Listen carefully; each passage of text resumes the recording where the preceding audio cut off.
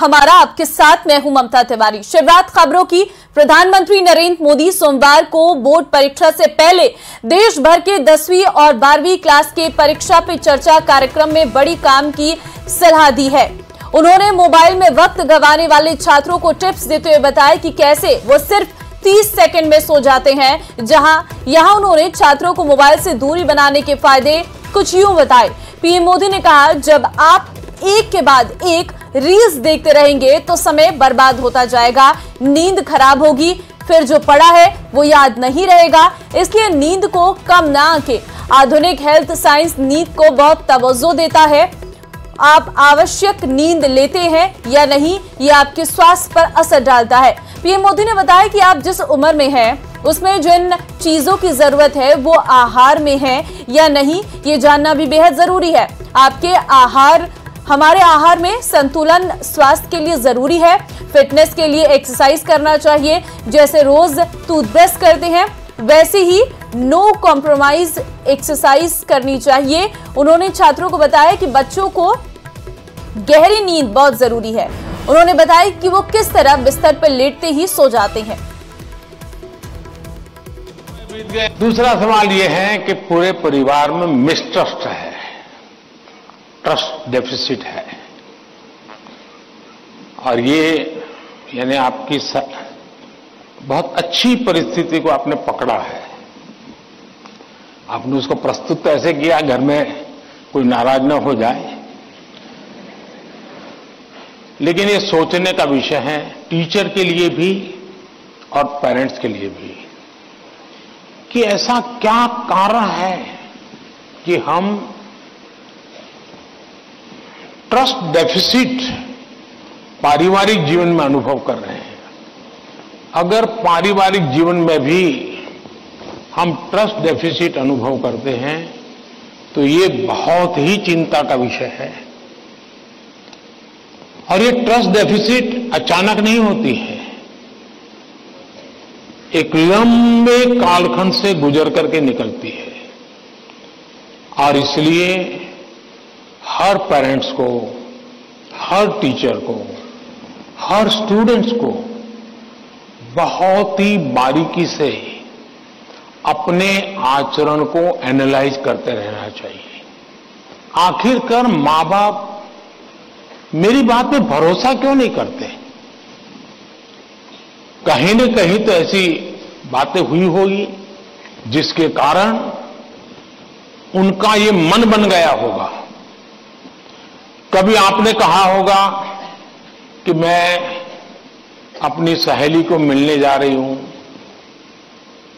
और मां बाप ने अगर बाद में पता चला कि आप तो उस दिन उसके यहां गई नहीं थी, तो ट्रस्ट डेफिसिट शुरू हो जाते। यार उसने तो कहा वहां जाऊंगी, लेकिन मान लीजिए वहां गए नहीं, लेकिन आकर के कह दिया कि मैंने तय किया था उनके यहां जाऊंगा, लेकिन रास्ते में मेरा मन बदल गया तो मैं वहां चला गई थी।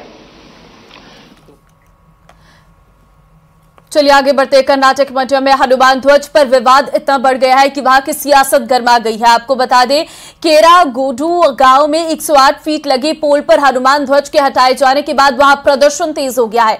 इस मामले में बीजेपी और कांग्रेस के कार्यकर्ता आमने सामने आ गए हैं। पिछले हफ्ते गांव के लोगों ने 108 फीट का पोल लगाकर हनुमान ध्वज फहराया था। जानकारी के मुताबिक ध्वज फहराने के लिए ग्राम पंचायत ने परमिशन भी दी थी।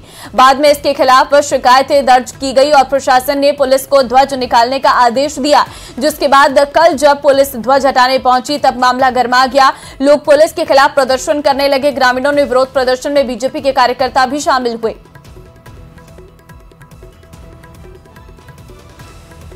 तो विरोध प्रदर्शन की तस्वीर भी आपको दिखा रहे हैं। 108 फीट ऊंचे हनुमान ध्वज हटाने का विवाद, आसपास के गांव में ये तनाव जो है फैलता चला गया। बड़ी संख्या में पुलिसकर्मी तैनात। 3 तस्वीर हनुमान ध्वज पर विवाद। पहली तस्वीर प्रशासन ने ये ध्वज हटाया और ध्वज हटाने पर प्रदर्शन करते हुए लोग नजर आ रहे होंगे। एकाएक कर भीड़ जो है वो जमा हो गई। आगे बढ़ते हैं। टोंक में ईआरसीपी पूर्व नेता प्रतिपक्ष राजेंद्र राठौर ने कांग्रेस के आरोपों पर पलटवार करते हुए कहा कि कांग्रेस क्यों भूल गई है कि कमलनाथ ने 2020 में पत्र लिखकर आपत्ति जताई थी। उस वक्त मध्य प्रदेश में कमलनाथ मुख्यमंत्री थे। वहीं से ईआरसीपी पर रुकावट पैदा हुई। 2018 में वसुंधरा सरकार में इसकी आधारशिला रखी गई थी। गहलोत ने सर्वदलीय बैठक की, तब मैंने नेता प्रतिपक्ष होते हुए इसको लेकर सवाल उठाए थे। सरकार बदली और एक बैठक अधिकारियों की हुई। दूसरी बैठक में दोनों मुख्यमंत्रियों ने बैठकर एक ही बैठक में MOU हो गया। इसको कहते हैं काम करने वाली भजनलाल सरकार।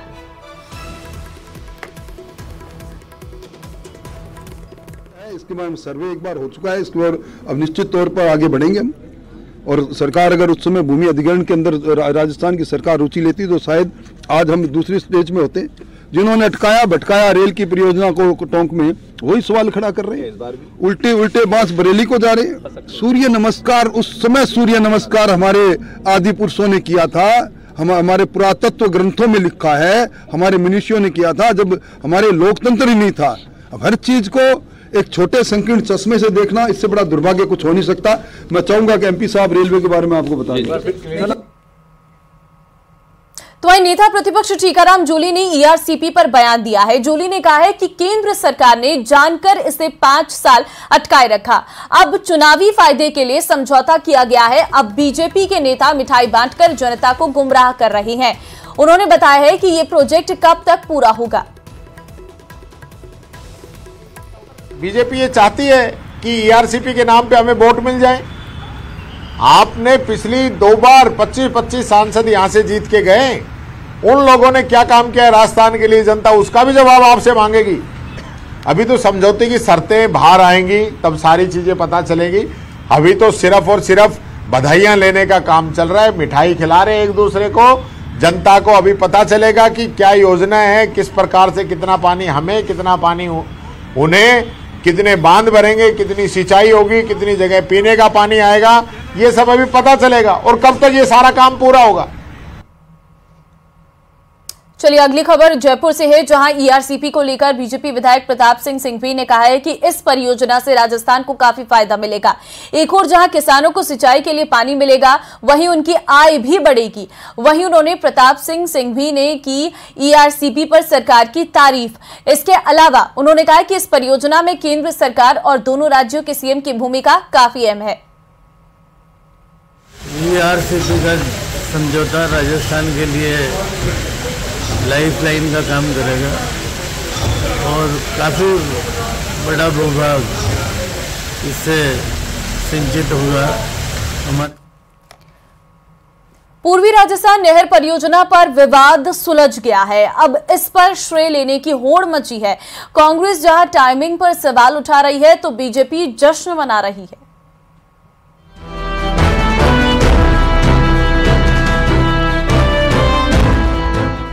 बीस साल का विवाद 1.25 महीने में खत्म। ERCP पर बनी बात प्रदेश को बड़ी सौगात। पिछले कई चुनावों में मुद्दा रही पूर्वी राजस्थान नहर परियोजना पर विवाद सुलझ गया है। ERCP को लेकर राजस्थान और मध्य प्रदेश के बीच MOU साइन हो गया है। परियोजना को मूर्त रूप देने को लेकर राजस्थान, मध्य प्रदेश और केंद्र सरकार की ओर से संयुक्त DPR बनाने के लिए दिल्ली में जल शक्ति भवन में समझौते पत्र पर हस्ताक्षर हो गए।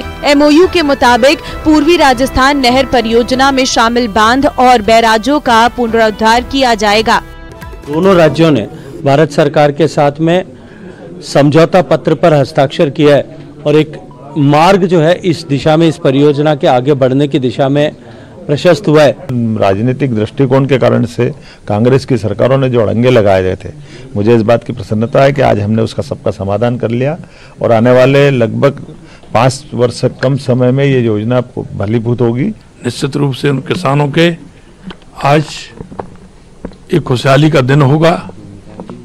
जो पानी के लिए परेशान थे, निश्चित रूप से एक आस उनको बंधेगी।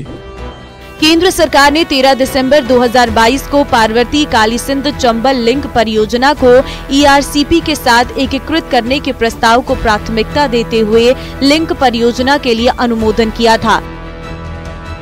ये प्रोजेक्ट अब पार्वती कालीसिंध चंबल पूर्वी राजस्थान नहर लिंक परियोजना के रूप में आकार लेगा, जिससे राजस्थान के 13 जिलों के साथ साथ मध्य प्रदेश के भी 13 जिलों को फायदा पहुंचेगा। परियोजना पर आने वाले कुल खर्च की 90% राशि केंद्र सरकार देगी। इससे राजस्थान को कुछ फायदे होंगे, जैसे प्रदेश के 32 बड़े बांध जल परियोजना से भरे जा सकेंगे। प्रदेश की 40% आबादी को पेयजल मिल सकेगा। 25 लाख किसान परिवारों की सिंचाई की समस्या दूर होगी। 2,80,000 हेक्टेयर में सिंचाई का पानी उपलब्ध हो सकेगा। 80,000 हेक्टेयर पूर्व सिंचित और 2 लाख हेक्टेयर नया क्षेत्र होगा। मुख्यमंत्री भजनलाल के मुताबिक इस परियोजना से कृषि उत्पादन में वृद्धि के फलस्वरूप किसानों की आय बढ़ेगी और रोजगार के अवसर भी पैदा होंगे। इसके साथ ही ERCP के तहत आने वाले क्षेत्रों में औद्योगिक आवश्यकताओं के लिए भी पानी उपलब्ध हो सकेगा। हमारे इसके आधार पर कई हमारे वन क्षेत्र हैं जिनमें इसका लाभ मिलने वाला है और प्रमुख रूप से पेयजल की जो समस्या हमारे राजस्थान के 13 जिलों में थी उसका समाधान भी होने वाला है। मंत्री किरोड़ी लाल मीणा ने ये विवाद सुलझने पर खुशी जाहिर की और परियोजना के मूर्त रूप लेने को एक सपने के साकार होना जैसा बताया। इस योजना से करीबन 2,10,000 हेक्टेयर अतिरिक्त भूमि सिंचित होगी और इंडस्ट्रीज के लिए, कॉरिडोर के लिए और पीने के लिए भी पानी मिलेगा। अब बात आती है राजस्थान के लिए ERCP इतनी जरूरी क्यों थी। पूर्वी राजस्थान में चंबल नदी को बारहमासी के नाम से भी जानते हैं। इस नदी से हर साल 20,000 मिलियन क्यूबिक मीटर पानी यमुना गंगा के जरिए बंगाल की खाड़ी में बेकार चला जाता है। यही पानी हर साल इस इलाके में बाढ़ का कारण भी बनता है। बेकार बह जाने वाले इस पानी के इस्तेमाल के लिए ERCP योजना बनाई गई है। इस परियोजना के तहत पानी को चंबल बेसिन से राजस्थान की दूसरी नदियों और बांधों में शिफ्ट करना है। दो राज्यों के बीच विवाद सुलझ गया है तो जाहिर है कि PKC ERCP प्रोजेक्ट में तेजी आएगी और अब तक सियासी मकड़जाल में उलझी रही परियोजना का लाभ प्रदेश की जनता को मिल सकेगा। Bureau report, news 18 Rajasthan. और एक और दुखद खबर सामने आई है कोटा से, जहां पर एक ऑनलाइन कोचिंग कर रही छात्रा ने फांसी का फंदा लगाकर आत्महत्या कर ली है। मृतक छात्रा निहारिका झालावाड़ की रहने वाली थी और बोरखेड़ा इलाके में रह रही थी। छात्रा की 31 जनवरी को JEE मेंस की परीक्षा थी और इसी के चलते छात्रा पढ़ाई को लेकर काफी तनाव में थी। छात्रा ने अपने ही कमरे में पंखे से लटककर मौत को गले लगा लिया। हालांकि छात्रा को आनन फानन में अस्पताल लाया गया, लेकिन छात्रा ने दम तोड़ दिया। छात्रा के कमरे से एक सुसाइड नोट भी पुलिस को बरामद हुआ है। छात्रा ने सुसाइड नोट में लिखा है कि मम्मी पापा मैं JEE नहीं कर सकती, इसलिए सुसाइड कर रही हूँ। मैं सबसे खराब बेटी हूँ, सॉरी मम्मी पापा, यही आखिरी विकल्प है।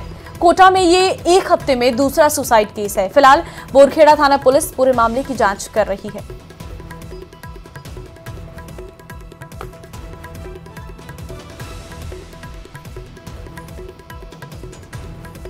पेपर आने वाला था, एग्जाम इसका डेट भी आई थी 31 को, तो उसको लेके स्ट्रेस में थे। 12th भी दोबारा पढ़ रही थी, परसेंट कम थी तो पिछले साल से। निहारिका से। कहाँ की रहने वाली है? तो बोरखेड़ा। तो पढ़ाई का तनाव था क्या इसको? हाँ, पढ़ाई का तनाव था बहुत ज्यादा। पढ़ाई की बोलती रहती थी, वैसे 6-7-8 घंटे पढ़ती रहती थी, ऑनलाइन भी क्लास चलती थी, मतलब पढ़ाई में ज्यादा रहती थी। ये बोरखेड़ा की रहने वाली थी, 120 फीट की। उसका नाम निहारिका था, 19 साल की थी। कल JEE का एग्जाम था इसका, उसको लेके थोड़ी डिप्रेशन में थी। ये घटना आज सुबह की है। थोड़ा पढ़ाई का डिप्रेशन था, ऐसा परिवारजन बता रहे हैं इसके, और कोई कारण नहीं इसमें। पोस्टमार्टम अभी किया जाएगा, यही मोर्चरी में रखवा दिए डेड बॉडी। खबर करौली से आपको देंगे, जहां पर ट्रैक्टर से कुचलकर युवक की मौत मामले में मृतक के परिजनों ने विरोध प्रदर्शन शुरू कर दिया है। मृतक युवक के परिजन हॉस्पिटल के बाहर जाम लगाकर धरना प्रदर्शन कर रहे। गुस्साए परिजनों की आर्थिक सहायता, सरकारी नौकरी की मांग कर रहे। वहीं पुलिस ने आरोपी चालक को हिरासत में लिया है। बता दें कि टेम्पो चालक से कल ट्रैक्टर चालक का विवाद हुआ था। विवाद में ट्रैक्टर चालक द्वारा कुचलकर मारने का आरोप है।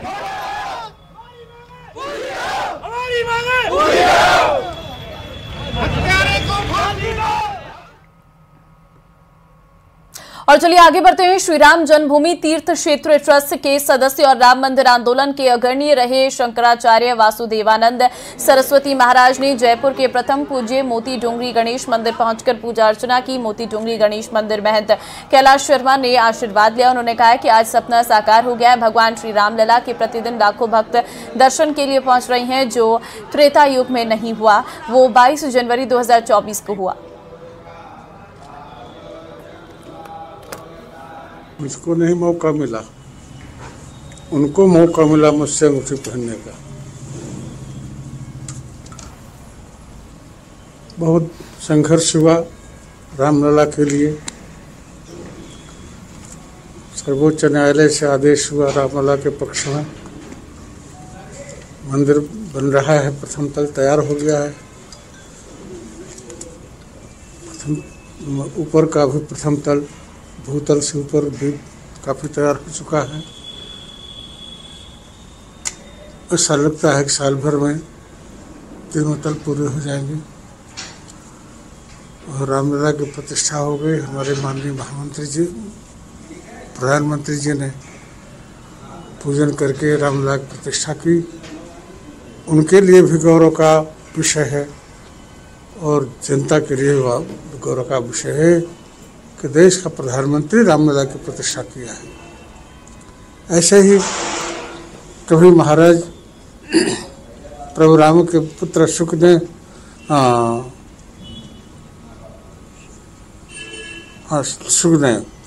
प्रतिष्ठा किया था। फिर भगवान श्री कृष्ण ने प्रतिष्ठा किया था। फिर महाराज विक्रमादित्य के द्वारा बनवाया गया मंदिर था उसे उन्होंने। खबर उदयपुर से है, जहां film actor Bobby Deol lake city पहुंचे। बॉबी देओल एयरपोर्ट से ताज अरावली के लिए रवाना हुए।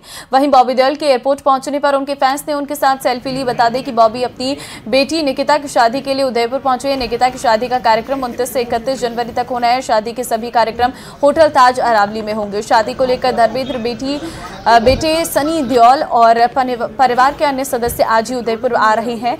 आपको बता दें निकिता चौधरी अमेरिका में रहती है। निकिता पेशे से डेंटिस्ट है।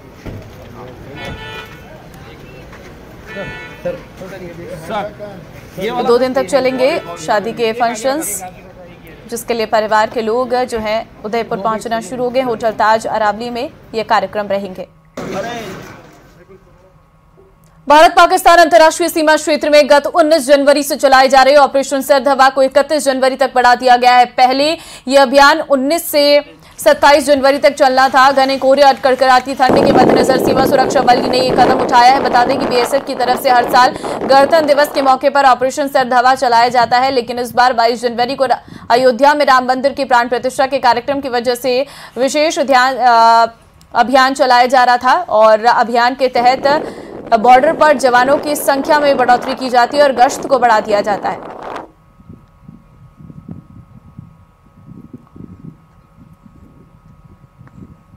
तो हर साल गणतंत्र दिवस पर बढ़ाई जाती है चौकसी। तो अलवर के महात्मा गांधी स्कूल में 3 महीने से प्रिंसिपल न होने से बच्चों की पढ़ाई प्रभावित हो रही है। इस मामले में मुख्य शिक्षा अधिकारी रामेश्वर दयाल मीणा ने बताया है कि हमने इस बारे में वन मंत्री से कहा है कि जल्दी स्कूल में प्रिंसिपल को लगाया जाए। उन्होंने कहा है कि जब भी ट्रांसफर होंगे महात्मा गांधी स्कूल को प्राथमिकता देकर सबसे पहले यहां पर प्रिंसिपल लगाएंगे। 3 महीने पहले जो प्रिंसिपल थी पुष्पा कुंद नानी का 3 महीने पहले सेवानिवृत्त हो चुकी हैं। उसके बाद 3 महीने हो गए हैं, अब तक स्कूल में प्रिंसिपल नहीं है। तो सरकारी स्कूल में कोई प्रिंसिपल नहीं है। 3 महीने से स्कूल में प्रिंसिपल का पद खाली है। श्रीमान मंत्री जी से निवेदन किया है, जब भी डीपीसी या प्रमोशन होगा तो आश्वासित किया गया है जल्दी ही इस विद्यालय में प्रधानाचार्य है उसको लगा देने का। हाँ, पढ़ाई भी ठीक नहीं हो रही थी। प्रिंसिपल एक मुख्य रहता है कि प्रिंसिपल की वजह से प्रभावित होता है, लेकिन अभी जो पूर्व प्रधानाचार्य जी थी उनका सेवा निवृत्ति उनकी हो चुकी है। निकट भविष्य में जब भी आश्वासन दिया गया है कि जब भी ट्रांसफर या प्रमोशन होंगे इस विद्यालय में प्रधानाचार्य लगा दिया जाएगा। श्रीमान मंत्री जी के द्वारा ये आश्वासन दिया गया है। अगली खबर चूरू से है, जहां एक 45 साल की व्यक्ति की संदिग्ध परिस्थितियों में मौत का मामला सामने आया है। मृतक की इकलौती बेटी ने अपनी बुआ और उसके बेटों पर हत्या का आरोप लगाया है। इधर मृतक की डेड बॉडी को लेकर भी विवाद खड़ा हो गया है। मृतक की इकलौती बेटी ने अपनी मां के साथ एसपी दफ्तर पहुंचकर पिता की डेड बॉडी उसे सुपुत्र करने की मांग की है। पूरा मामला संपत्ति विवाद से जोड़कर देखा जा रहा। मेरे पापा का इंतकाल हो गया, मेरी बुआ है, मेरा बेटा ने मार दिया मेरे बाप ने। ठीक है, मैं सही सलामत छोड़ कर गया था मैं, और मेरे बाप ने मार दिया पीछे से। और मैंने पतो भी कौन चालन दिया, मैंने पतो भी कौन चालन दिया, कोई भी खबर कौन पहुंचाई। मैंने कहा इंतकाल हो गया और दूधवा में लेकर चल गए। मेरे बाप ने दूधवा से सख्त नफरत थी और आज दूधवा में दफनाने की तैयारी कर रहा था, तो मैं आकर रुकी हूँ। और आज मैंने मेरे बाप ने बॉडी कौन दे रहा मेरे बाप की। अलवर के रामगढ़ थाना क्षेत्र के डोली गांव में शीतला माता मंदिर और कब्रिस्तान की विवादित जमीन पर शव दफनाने को लेकर एक बार फिर विवाद खड़ा हो गया है। घटना की गंभीरता और वो पूर्व विवादों को देखते हुए एडिशनल एसपी हेडक्वार्टर ग्रामीण, एएसपी, एसडीएम और तहसीलदार दलबल के साथ मौके पर पहुंचे, लेकिन एसडीएम ओम प्रकाश माचरा की सूझबूझ और शीघ्र समाधान का आश्वासन मिलने के बाद हिंदू समाज से संबंधित ग्रामीण शव दफनाने को लेकर रजामंद हो गई हैं, जिसके बाद मृतक वृद्धा जुम्मी का शव विवादित चल रही जमीन पर दफनाया गया है। हेतुराम शर्मा का कहना था कि इस जमीन पर न्यायालय की तरफ से हिंदू पक्ष को विश्वास में लेकर इस विवाद का शीघ्र निस्तारण आश्वासन दिया। सहमति के बाद शाम 6 बजे मृतक जुम्मी का सौहार्दपूर्ण माहौल में शव दफनाया गया। आज रामगढ़ में जो डोली ग्राम पंचायत के अंदर गैर मुमकिन कब्रिस्तान में एक शव को दफनाने के लेकर एक विवाद हुआ था। तो इसमें डिप्टी साहब, तहसीलदार जी और सारा प्रशासन वगैरह यहाँ पे पहुँचा और दोनों ही पक्षों से आपस में बातचीत की, समझाइश की और फिर समझाइश करके दोनों पक्षों को मना लिया गया और शांति से जो कार्य है वो निपटा है। और दोनों पक्षों से भी यही निवेदन किया गया है कि जो भी समस्या है उसका आगामी कुछ दिनों के अंदर उसका स्थायी समाधान प्रशासन के द्वारा निकाला जाएगा। अगली खबर कोटपुतली से है, जहां भैरू बाबा के मंदिर में 30 जनवरी को लक्खी मेला आयोजित किया जाएगा। इस मेले में प्रदेश के मंत्री समेत कई विधायक शिरकत करेंगे। यहां आयोजित होने वाला लक्खी मेला अपने आप में एक मिसाल है। इस धार्मिक आयोजन की तैयारियां जोरों पर हैं। यहां करीब 551 क्विंटल चूरमा बनाया जा रहा है। खास बात यह है कि 551 क्विंटल चूरमा बनाने के लिए 100 से अधिक लोगों की टीम लगी हुई है और थ्रेसर से पिसाई कर जेसीबी की सहायता से घी और बुरा मिलाया जा रहा है। कोटपुतली से 15 किलोमीटर दूर पहाड़ी पर स्थित छापला वाले भैरू बाबा के मंदिर में करीब 1 माह से ही तैयारियां शुरू हो जाती है। इस मेले में शिरकत करने के लिए राजस्थान, हरियाणा और एमपी समेत विभिन्न राज्यों से श्रद्धालु पहुंचते हैं। और चलिए, इस बुलेटिन में फिलहाल के लिए बस इतना ही। बाकी अन्य खबरों के लिए आप बने रहिए हमारे साथ। नमस्कार।